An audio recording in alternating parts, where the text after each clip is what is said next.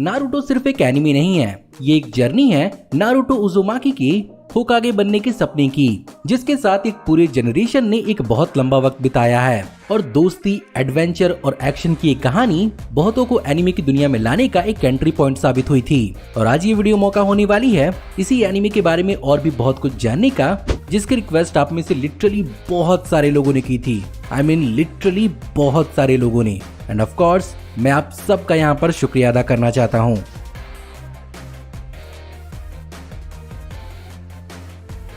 तो चलिए इसी नोट पर जानते हैं 15 अमेजिंग, माइंड ब्लोइंग और awesome the Naruto series facts, वो भी भारी भरकम स्पॉयलर्स के साथ, क्योंकि आज के इस वीडियो में पता चलने वाला है कि एक्चुअली कौन कौन से थे ओरिजिनल नारुतो उज़ुमाकी की कहानी के आइडियाज।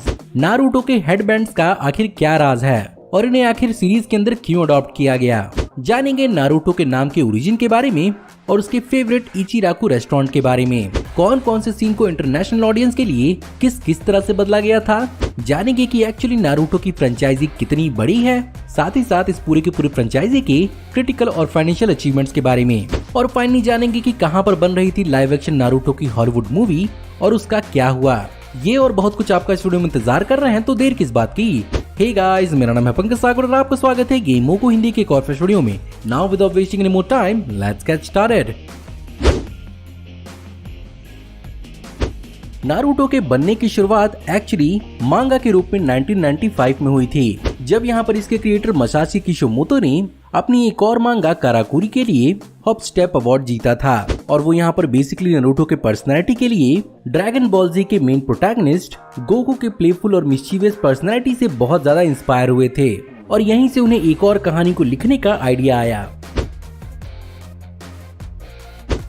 अब प्लान तो कर लिया गया था, लेकिन ओरिजिनली नारुतो की कहानी और लुक्स बहुत ज्यादा अलग होने वाले थे। जहां पर ओरिजिनली इसके क्रिएटर ने इसे एक शेफ के रूप में इन्विजन किया था, लेकिन बाद में उन्होंने कैसे बच्चे के बारे में सोचा जो 9-tailed फॉक्स के रूप में बदल सकता हो। और 1997 में आकामारू जंप के एक इशू में उन्होंने इस आइडिया को वन शॉट के रूप में पब्लिश किया। लेकिन यहाँ से पॉजिटिव फीडबैक मिलने के बावजूद भी मसाशी किशोमोतो इस कहानी और इसके आर्ट से खुश नहीं थे, जिसके कारण उन्होंने इस कहानी पर फिर से काम किया। नारुतो की आइकॉनिक और डिस्टिंक्ट ब्लॉन्ड हेयर्स की भी अपनी एक कहानी है, जिससे बेसिकली यहाँ पर मसाशी किशिमोतो नारुतो को एक मिक्स्ड रेस आउटसाइडर की तरह डिपिक्ट करना चाह रहे थे, जहाँ पर उन्होंने उसके पिता को एज अ फॉरेनर ही डिपिक्ट किया था। और यहाँ पर एक्चुअली नारुतो के पेरेंट्स के ओरिजिन के बारे में मसाशी किशिमोतो को इनिशियली कोई भी आइडिया नहीं था, लेकिन जैसे जैसे उन्होंने उसकी कहानी को फ्लैश आउट करना शुरू किया, उन्होंने लेटर वॉल्यूम्स के अंदर नारुतो के पिता को फोर्थ होकागे दिखाया। फाइनली उन्हें नारुतो की बैक स्टोरी का इंस्पिरेशन रामन खाने के दौरान आया था, जहां पर उन्होंने अपनी ही लाइफ के कई सारे चाइल्डहुड एक्सपीरियंसेस को इस कहानी के साथ जोड़ना शुरू किया। और नारुतो का रिलेशनशिप रामन से यहीं पर खत्म नहीं होता। एक्चुअली नारुतो का नाम जापानीज ट्रेडिशनल रामेन में कॉमनली यूज किए जाने वाले स्पाइरल शेप फिश केक के थिन स्लाइसेस से आया है, जिन्हें नारुतो माकी कहते हैं। साथ ही साथ नारुतो जापान के तोकुशिमा प्रीफेक्चर के एक शहर का भी नाम है, जिसकी स्थापना 15 मार्च 1947 को हुई थी।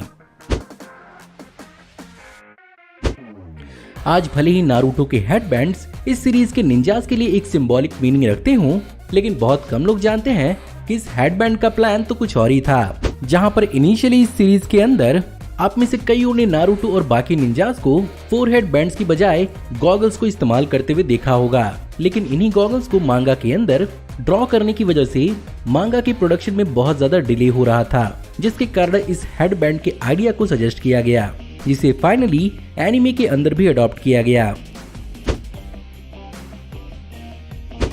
और मांगा और एनिमे के प्रोडक्शन से याद आया कि इस एनिमे के अंदर बाकी एनिमे के कंपैरिजन से बहुत ज्यादा फिलर्स मौजूद हैं और नारुतो शिपुडेन के 720 एपिसोड्स में से तकरीबन 275 एपिसोड्स तो खाली फिलर्स ही हैं। वेल, इनके बनने के पीछे का सबसे बड़ा रीजन यही था कि शो का प्रोडक्शन एक्चुअली मांगा के बनने के साथ साथ हो रहा था और एक ऐसा वक्त भी आया था जब मांगा और एनिमे की कहानी एकदम बराबर चल रही थी। ऐसे में मांगा के प्रोडक्शन के हिसाब से खुद को बराबर रखने के लिए यहाँ पर शो के क्रिएटर्स ने कई सारे एनिमे फिलर्स को मांगा की कहानी से कम्प्लीटली अलग लिखना चालू किया, जिसके कारण मांगा के प्रोडक्शन में टाइम मिल पाता था और फाइनली एनिमे के अंदर उस कहानी को आगे बढ़ाया जाता था। वैसे तो इस शो का कॉन्सेप्ट बहुत हद तक हार्मलेस है और इसे यंगस्टर्स के लिए ही बनाया गया है, लेकिन उन पर एक गलत इन्फ्लुएंस न जाए इसकी वजह से इसके कुछ एस्पेक्ट्स को अमेरिकन ऑडियंस के लिए भी चेंज किया गया था। जैसे कि जापानीज वर्जन में जहां पर भी स्क्रीन पर हमें असुमा दिखा है वो जलती हुई स्मोकिंग सिगरेट के साथ दिखा है, लेकिन अमेरिकन वर्जन में उस सिगरेट को लिट नहीं किया गया था। वहीं पर दूसरी ओर लैंड ऑफ वेव्स के आर्क के अंदर जब तजुना को इंट्रोड्यूस किया गया था तो जापानीज वर्जन के अंदर उसकी शुरुआत एक ड्रंक के रूप में हुई थी, लेकिन अमेरिकन वर्जन के अंदर उसे पहली बार ड्रंक के रूप में नहीं दिखाया गया था। साथ ही साथ इस सीरीज के ओरिजिनल कई सारे ब्लड और शार्प ऑब्जेक्ट्स के सीन को भी दुनिया के कई कोनों में सेंसर किया गया है ताकि शो की टीवी पीजी रेटिंग बरकरार रहे और बच्चों पर बुरा इन्फ्लुएंस न पड़े। आप में से बहुत सारे लोगों ने नारुतो के complicated yet very awesome jutsu hand science को ट्राई जरूर किया होगा, लेकिन आप में से बहुत कम लोग को ये बात मालूम होगी कि थ्रू आउट द सीरीज हमें 12 हैंड साइंस देखने को मिले हैं और ये 12 के 12 hand science actually Chinese zodiac में दिखने वाले एनिमल्स को रिप्रेजेंट करते हैं, जो अपने आप में एक बहुत ही सटल डिटेल है। एनिमे के अंदर सासुके के कैरेक्टर को बहुत ही बैडएस तरीके से डेवलप किया गया था, लेकिन क्या आपको मालूम है कि ये कैरेक्टर कहीं और से ही इंस्पायर्ड था और यहाँ पर इसे राइटर सेनपाई शिरातो के 1961 की मांगा सासुके से इंस्पायर्ड किया गया था, जो एक बहुत ही महान निंजा का बेटा होता है और अपने गांव के खत्म होने के बाद वो अपने एनिमी क्लैन से बदला लेने के लिए उनके पीछे पड़ता है। अब यहाँ पर ये वैसे तो पर्टिकुलरली एनिमे का कोई फैक्ट नहीं है, लेकिन फिर भी आपको इस फैक्ट को जानना चाहिए, जहाँ पर इस कहानी के क्रिएटर मसाशी किशिमोतो ने इस कहानी को क्रिएट करने के लिए अपनी खुशियों तक को दांव पे लगाया था और अपनी शादी होने के बावजूद भी वो तकरीबन आने वाले 10 सालों तक अपने हनीमून पर नहीं गए थे, क्योंकि वो कहानी को पूरी तरह से खत्म करना चाहते थे और फाइनली एक दशक बाद उन्हें अपनी मैरिज को सेलिब्रेट करने का मौका मिला। ऑफ कोर्स अगर आप एक नारुतो फैन हैं तो इस एनिमे को रियल लाइफ में एक्सपीरियंस करने का आप कोई भी मौका नहीं छोड़ेंगे, और अगर आप भी नारुतो जैसे ही उसकी फेवरेट रामन शॉप से रामन एंजॉय करना चाहते हैं तो ये एक्चुअली पॉसिबल है, क्योंकि मांगा और एनिमे का ये शॉप एक्चुअली जापान के फुकुओका में लोकेटेड इसी नाम के शॉप पर मॉडल किया गया है, जहाँ पर मसाशी किशिमोतो रेगुलरली आया करते थे और अपनी कॉलेज टाइम में यहाँ पर रामन एंजॉय किया करते थे। इसके अलावा अगर आप उसे और अच्छे से एक्सपीरियंस करना चाहते हैं तो इसका एक लाइव एक्शन स्टेज शो वाला म्यूजिकल अडॉप्टेशन भी हो चुका है, जिसे 2015 में पूरे जापान में परफॉर्म किया गया था। लेकिन अगर आपका मन अब भी नारुतो से नहीं भरा हुआ है तो आपके लिए नारुतो से जुड़ा हुआ बहुत कुछ है जो आप कंज्यूम कर सकते हैं, जिनमें सबसे पहले आते हैं नारुतो के एनिमे के अलावा नारुतो के एनिमेटेड मूवीज, जो 2004 से लेकर 2015 तक रिलीज हुई हैं। इसके अलावा इसकी 2 स्पिन ऑफ सीरीज को भी लॉन्च किया गया, जिनमें सबसे पहला है नारुतो HD रॉक ली नो शीशुन फुल पावर निंडेन। ये बेसिकली रॉक ली सेंटर्ड एक बहुत ही क्यूट नारुतो अडॉप्टेशन है। इसके अलावा नारुतो की कहानी को आगे भी बढ़ाया गया है बोरुतो नारुतो नेक्स्ट जनरेशन से, जिसके एनिमे को 2017 में लॉन्च किया गया था। इसके ऊपर से नारुतो की अब तक न्यूमरस वीडियो गेम्स और 26 नारुतो की लाइट नॉवेल्स लॉन्च की जा चुकी है, जो मेरे हिसाब से फिलहाल तो आपके लिए काफी होना चाहिए।